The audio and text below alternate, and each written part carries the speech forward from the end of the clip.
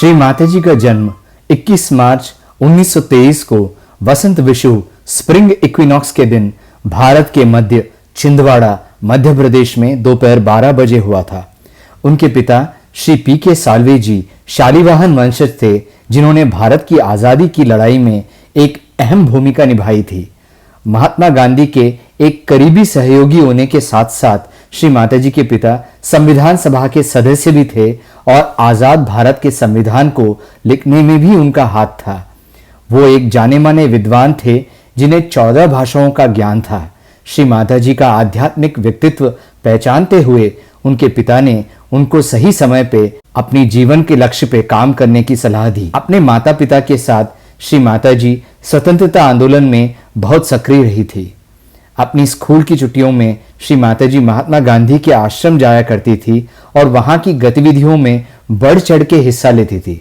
गांधी जी श्री माताजी की तेजस्विता और प्रेरणादायक व्यक्तित्व से बहुत प्रभावित थे। श्री माताजी को यह एहसास था कि राजनैतिक स्वतंत्रता मिले बिना देश को आध्यात्मिक स्वतंत्रता नहीं मिल सकती। उन्होंने लाहौर में चिकित्सा की शिक्षा प्राप्त की, लेकिन भारत छोड़ो आंदोलन में भाग लेने की वजह से उन्हें अपनी पढ़ाई बीच में ही छोड़नी पड़ी।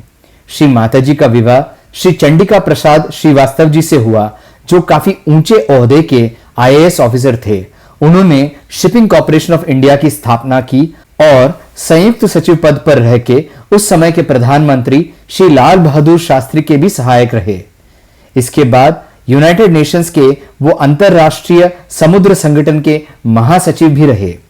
श्री माताजी की 2 बेटियां हुई, एक मां, एक बेटी, एक बहन, गृहिणी, नानी और एक नागरिक के तौर पे श्री माताजी ने कर्तव्य परायणता की मिसाल कायम की। लेकिन अपने भौतिक कर्तव्यों का निर्वहन करते हुए जब वो देखती थी कि सच्चे साधकों को योग और मुक्ति के नाम पे अगुरु और कुगुरु कैसे नुकसान पहुंचाते हैं, तो उन्हें बड़ा दुख होता था। उन्हें ये पता था कि जब तक मानवीय चेतना का 7वां चक्र नहीं खुलेगा, तब तक आध्यात्म का लक्ष्य साधकों की पहचान से बाहर रहेगा। 5 मई 1970 को गुजरात के नारगोल में समंदर के किनारे श्री माताजी ने इस ब्रह्मांड का सहस्रार चक्र खोला। उनके शब्दों में, मैं वहां अकेली थी और मुझे अच्छा लग रहा था कि आसपास कुछ सुनने सुनाने को कोई नहीं है। फिर ध्यान करते हुए मुझे आभास हुआ कि सहस्रार को खोल देने का समय आ चुका है। मैंने उसी क्षण सहस्रार को खोलने की इच्छा की और क्या देखा कि मेरे अंदर कुंडलिनी एक टेलीस्कोप की तरह उठने लगी, एक के बाद एक ऊपर की तरफ जाने लगी। उसका रंग किसी गर्म पिघले हुए लोहे की तरह था। फिर मैंने कुंडलिनी के बाह्य रूप को भी देखा, जो ऊपर उठी जा रही थी और हर चक्र पे कुछ आवाज करती जा रही थी। कुंडलिनी उठी और उसने ब्रह्मरंध्र का भेदन कर दिया।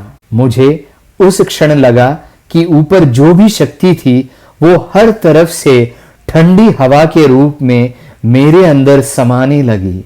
मैंने सब कुछ खुलते देखा और एक मूसलाधार बारिश जैसी हवा की लहरें मेरे मस्तिष्क में से हर तरफ बहने लगी। मैं बिल्कुल खो चुकी थी। मुझे लगा कि मैं हूं ही नहीं, बस सिर्फ एक ईश्वरीय कृपा है जो चारों तरफ है।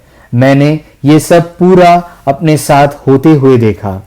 तब मुझे लगा कि अब काम शुरू करने में कुछ गलत नहीं है। सारी दुविधा समाप्त हो चुकी थी। आखिरकार वो समय आ गया था। अब कोई डर नहीं था। ये अंत में होना ही था। मेरा पृथ्वी पे आगमन इसी उद्देश्य से हुआ था, मनुष्य में सामूहिक चेतना जागृत करने के लिए। मुझे पता था कि जब तक मनुष्य को उसका आत्म साक्षात्कार नहीं मिलता, जब तक वो स्वयं को नहीं समझते, ये कार्य नहीं हो सकता था। इसके अलावा कोई भी दूसरा प्रयास इस दुनिया में करना व्यर्थ ही होता। श्री माताजी को एहसास था कि आत्म साक्षात्कार का ये अनुभव, ये परम ज्ञान दुनिया के साथ बांटना जरूरी है। इस तरह सहयोग का जन्म हुआ। सह और जा यानी हमारे साथ जन्मा, हमारे अंदर निहित और योग का अर्थ है जुड़ना। जब कुंडलिनी जो हमारे साथ ही जन्म लेती है सर्वव्यापी परमेश्वर की शक्ति से हमें जोड़ देती है, तो ये योग हमारे सहस्रार चक्र में घटित होता है और ये साधक की मानवीय चेतना में सामूहिक चेतना का प्रवाह शुरू करके एक भारी बदलाव लाता है। इस तरह से साधक एक योगी बनता है, उसे अपने सभी सवालों का जवाब मिलता है और वो एक अनंत शांति और आनंद की स्थिति को प्राप्त करता है। श्री माताजी ने सिर्फ मुट्ठी भर लोगों को आत्म साक्षात्कार देके शुरुआत की। उन्होंने व्यक्तिगत रूप से उनके चक्रों को ठीक किया और उनकी स्थिति को देखते हुए कई चीजें बताई। शुरू में साधक से योगी बनने का यह परिवर्तन काफी धीमा और कठिन था। आत्म साक्षात्कार के बावजूद खुद की दुविधाएं, गलतफहमियां, अहंकार और आदतों से ऊपर उठने में साधकों को समय लगता था। पर जब साधकों ने महसूस किया कि उनके अनुभव श्री माताजी जो उनके सहस्रार में आदिशक्ति के रूप में विराजमान है, उनकी कृपा से आ रहे हैं, तो उनमें चमत्कारी परिवर्तन आने लगे। परम चैतन्य और पांच तत्व भी श्री माताजी के इशारों पे थे।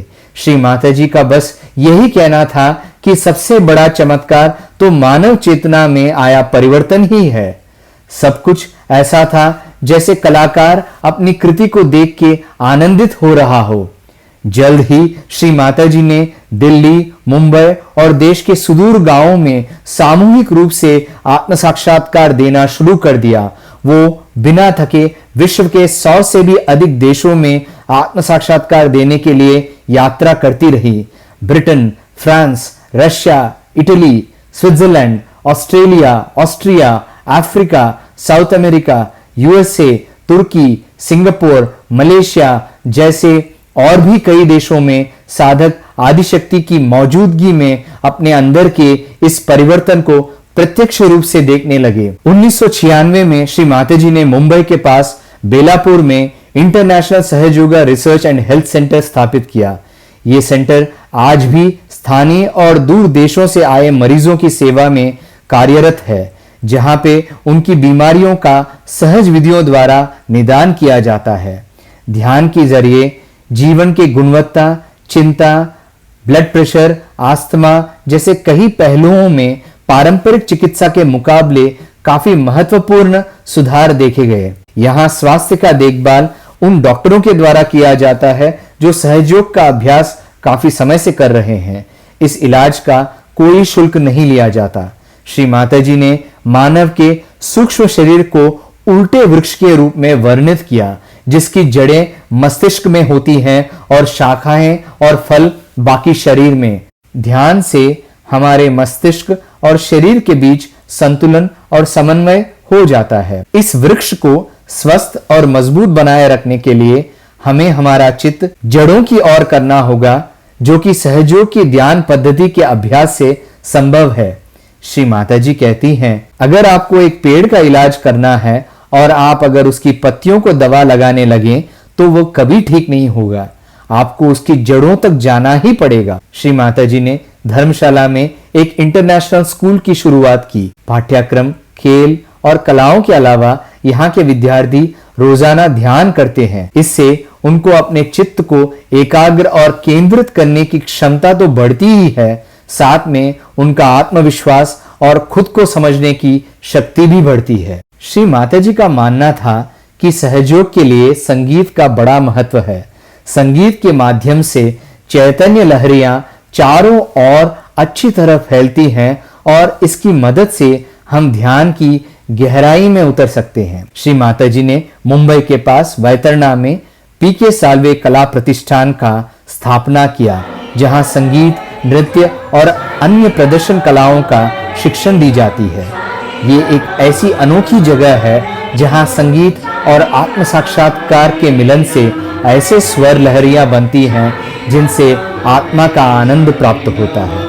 अपने अपार प्रेम और करुणा से श्री माताजी ने नोएडा में निराश्रित औरतों और बच्चों के लिए एक आश्रय विश्व निर्मला प्रेम आश्रम का भी निर्माण किया। मानव ने अभी श्री माता जी के अवतरण और उनके आध्यात्मिक शांति और वैश्विक एकता के संदेश को पहचानना शुरू किया है। दुनिया के कई शहरों ने साल का एक दिन श्री माता जी निर्मला देवी डे, श्री माता जी दिवस के नाम से मानना शुरू कर दिया है। कुछ शहरों के मेयरों ने अपने शहर की चाबियां प्रतीकात्मक रूप से श्री माता जी को दी थी। 1986 में श्री माता जी को इटली की सरकार ने पर्सनालिटी ऑफ द ईयर का खिताब दिया। 1993 में सेंट पीटर्सबर्ग रशिया में श्री माता जी को Petrovskaya Academy of Art and Science ने अपना ऑनररी सदस्य बनाया, एक ऐसा सम्मान जो एकेडमी के अब तक के इतिहास में सिर्फ 12 लोगों को दिया गया है। 1995 में चाइनीज सरकार ने श्री माता जी को यूनाइटेड नेशंस की इंटरनेशनल वुमेन्स कॉन्फ्रेंस में वार्ता करने के लिए आमंत्रित किया। श्री माता जी को नोबेल शांति पुरस्कार के लिए भी नामांकित किया जा चुका है और उन्हें संयुक्त राष्ट्र के शांति पदक से भी सम्मानित किया जा चुका है। इसके साथ उन्हें 2 बार यूनाइटेड स्टेट्स कांग्रेस द्वारा भी सम्मानित किया जा चुका है। आध्यात्मिक प्रगति पर आधारित पूरे विश्व में फैली इस अनूठे आंदोलन को और हजारों सहयोगियों को पूरे विश्व में स्थापित करने के बाद श्री माता जी ने 23 फरवरी 2011 को अपनी देह त्याग दी। उनकी समाधि का दर्शन निर्मल धाम नई दिल्ली में किया जा सकता है।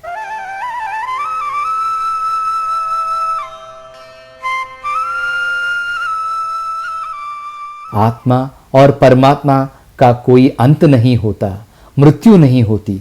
श्री माता जी का आशीर्वाद आज भी साधकों को आत्म साक्षात्कार के रूप में मिल रहा है। सहयोग आज भी लोगों के जीवन को बदल के उन्हें विकसित कर रहा है।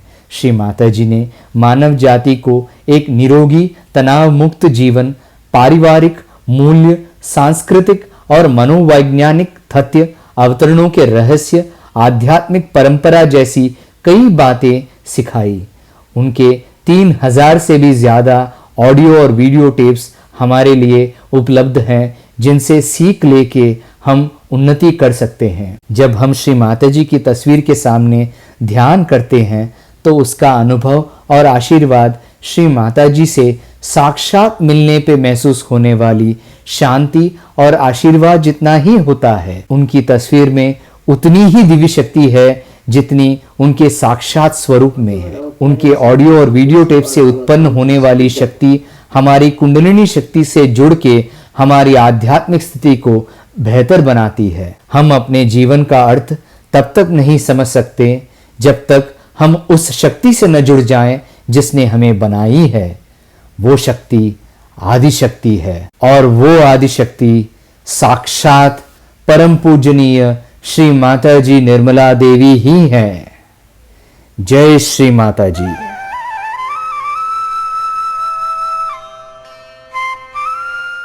अभी हम श्री माता जी से आत्म साक्षात्कार प्राप्त करेंगे।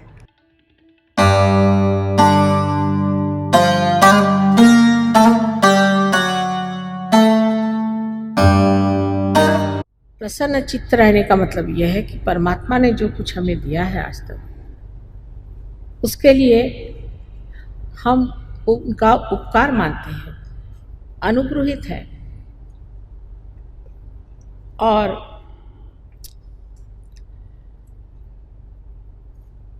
उनके आभार मानते हैं। और जो लोग प्रसन्न चित्त नहीं है, जो रोते रहते हैं, वो रोते ही रहेंगे।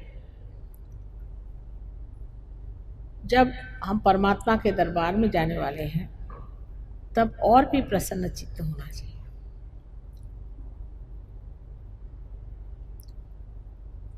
मैंने देखा कि पंडाल में जब यहाँ लोग आते हैं तो सब लोग नए कपड़े पहन के, स्त्रियाँ अपने आभूषणें पहन करके, पुरुष बहुत प्रसन्न चित्त अपनी सारी फैमिलीज को लेकर के देवी के दर्शन के लिए आते हैं। आज आप अपने दर्शन के लिए जा रहे हैं और सच्चे दर्शन के लिए जा रहे हैं, इसलिए बहुत प्रसन्न चित्त होना चाहिए, क्योंकि आप जो स्वयं एक आत्मा है, अत्यंत सुंदर चीज है, अत्यंत आनंददायी सत्य की साक्षात मूर्ति है।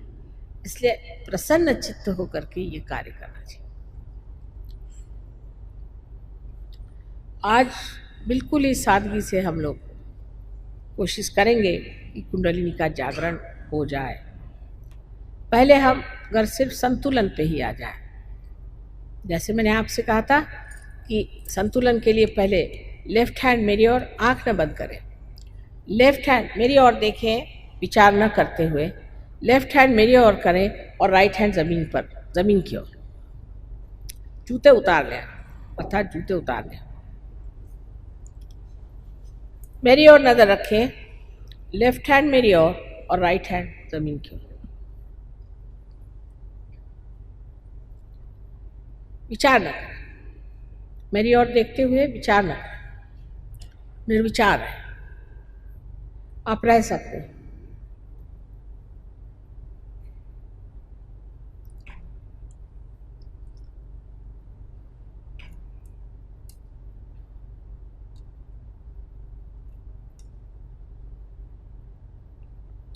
दोनों पांव अलग अलग रखें जमीन पर, पूरी तरह से तलवे उसके जमीन पर होने चाहिए, और सीधे बैठ करके लेफ्ट हैंड मेरी और राइट हैंड इस तरह से, आंख न बंद करें, निर्विचार में रहें।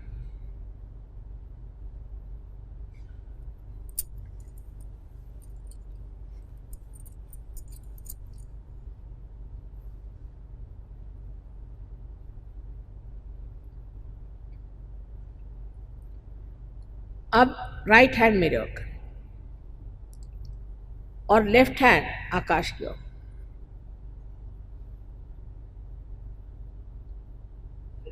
बहुत ऊंचा नहीं, इतना बस, ज्यादा नहीं, इससे तकलीफ ना, ऐसे आराम से, आराम से।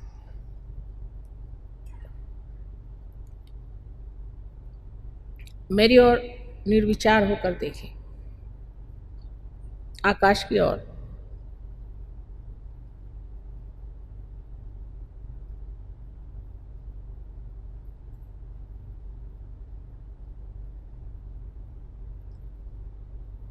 और फिर से लेफ्ट हैंड मेरी ओर करें और राइट हैंड जमीन की ओर, इस भारत माता की ओर, इस पृथ्वी माता की ओर,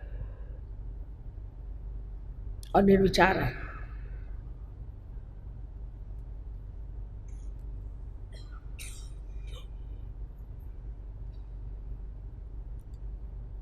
फिर से आप राइट हैंड मेरे ओर और लेफ्ट हैंड ऊपर।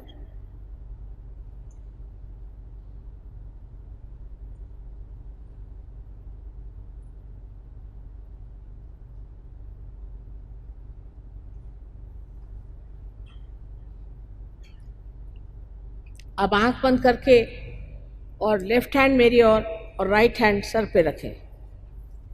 आंख बंद कर लें, सर थोड़ा झुका लें, आंख बंद कर लें निर्विचार में।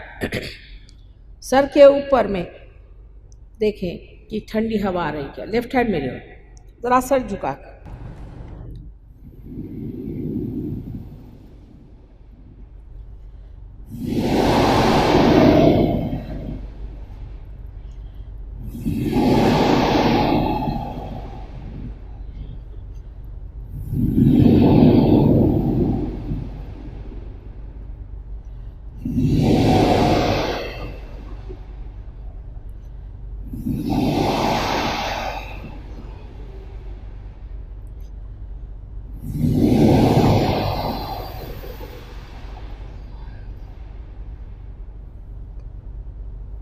अब आप अपना राइट हैंड मेरे ओर और लेफ्ट हैंड सर पे रख के, सर झुका के नम्रता पूर्वक देखें, तालु के मध्य में यहाँ पर ब्रह्मरंध्र से ठंडी हवा आ रही है।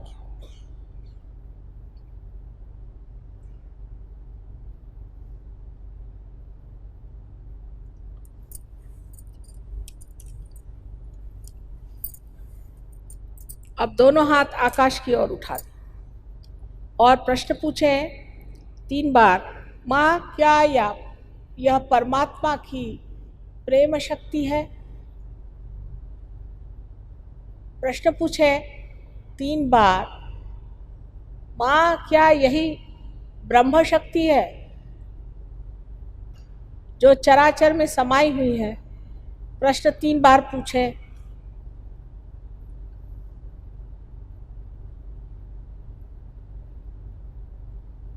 अब हाथ नीचे कर लीजिए। आज आत्मा पे बात करते ही मैंने जाना कि आप सबकी ही कुंडलिनी जग गई। जिन जिन लोगों के हाथों में या सर से ठंडक आई, वो सब लोग कृपया दोनों हाथ ऊपर करें।